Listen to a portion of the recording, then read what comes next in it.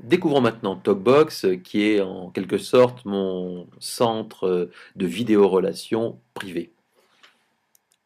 Nous voilà donc dans TalkBox. Alors TalkBox, ça se présente de la façon suivante. Il y a trois colonnes.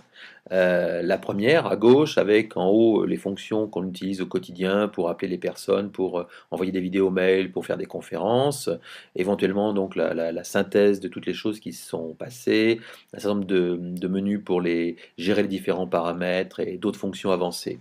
Au milieu, c'est en gros la vie qu'il y a dans mon réseau, c'est-à-dire les différents vidéos mails qui me sont arrivés ou les différents événements qui sont arrivés du style des appels en mon absence ou autres choses qui ont pu se passer dans le réseau de mes interlocuteurs. Et à droite, eh bien, c'est mon réseau d'interlocuteurs avec bien sûr en haut les gens qui sont connectés, qui sont en vert, et puis en rouge ceux qui sont connectés mais qui ne sont pas disponibles, et puis en grisé ceux qui ne sont pas connectés, donc je ne peux pas joindre. Donc ce qui me permet d'un seul coup d'œil de voir qui je peux éventuellement interpeller pour entrer en communication.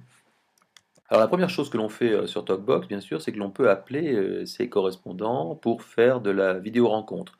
Ici, je vais appeler ici sur ce petit bouton.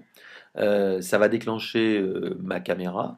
Et à partir de là, je vais pouvoir inviter une personne. Je vais inviter par exemple Sylvie à venir dialoguer avec moi.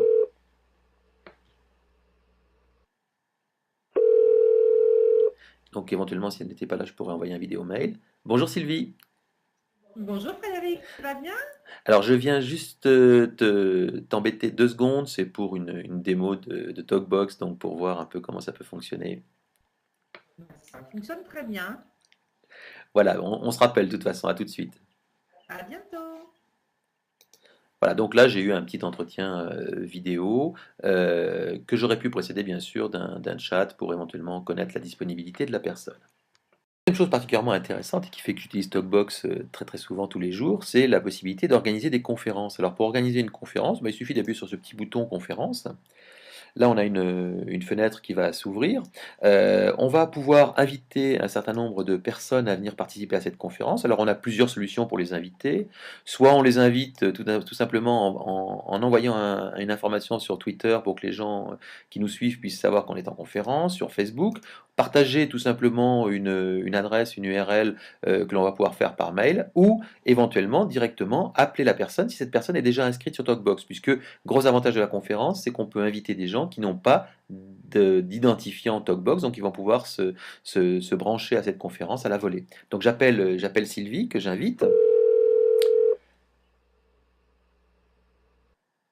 Donc Sylvie va répondre. Bonjour Sylvie.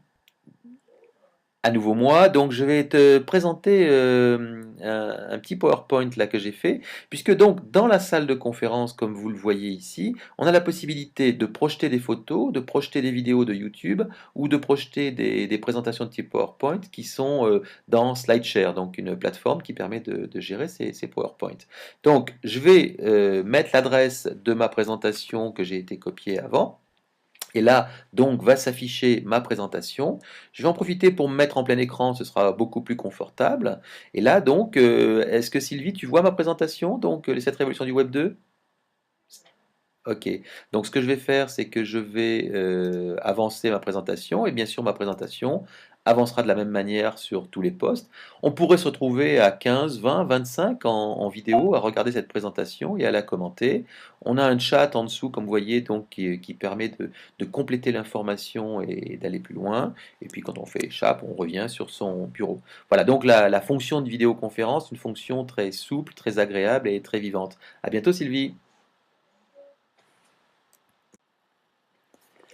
Troisième point très important de TalkBox, c'est la possibilité de communiquer en asynchrone. La personne n'est pas disponible, on n'a pas le temps donc d'avoir cette réunion, la possibilité d'avoir cette réunion ou cette rencontre. À ce moment-là, on va envoyer un vidéo mail que la personne pourra consulter quand elle le souhaitera.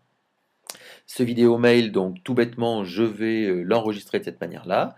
Donc je clique sur Record, mon vidéo mail démarre, je peux enregistrer ma petite séquence et passer mon message, je l'arrête, éventuellement je le rejoue. Clique sur Record, mon vidéo mail démarre, je peux enregistrer ma petite séquence et passer mon message. Et après, eh bien, je vais l'adresser à une ou plusieurs personnes. Par exemple, ici, je vais l'adresser directement justement à Sylvie, à nouveau, qui va pouvoir recevoir ce message. Je mets éventuellement un petit mot d'accompagnement et je l'envoie. Voilà, donc ce qui fait que ce message va arriver avec une alerte mail dans la boîte aux lettres de Sylvie qui va cliquer dessus, qui va pouvoir écouter ce message. Voilà donc les trois fonctions de base que l'on peut avoir dans TalkBox, l'entretien de face à face, la conférence qui peut réunir pas mal de monde et qui permet de présenter des médias, et le vidéo mail. Alors il y a bien sûr d'autres fonctions avancées, mais pour ça, ben, je vous invite à lire attentivement le guide de prise en main.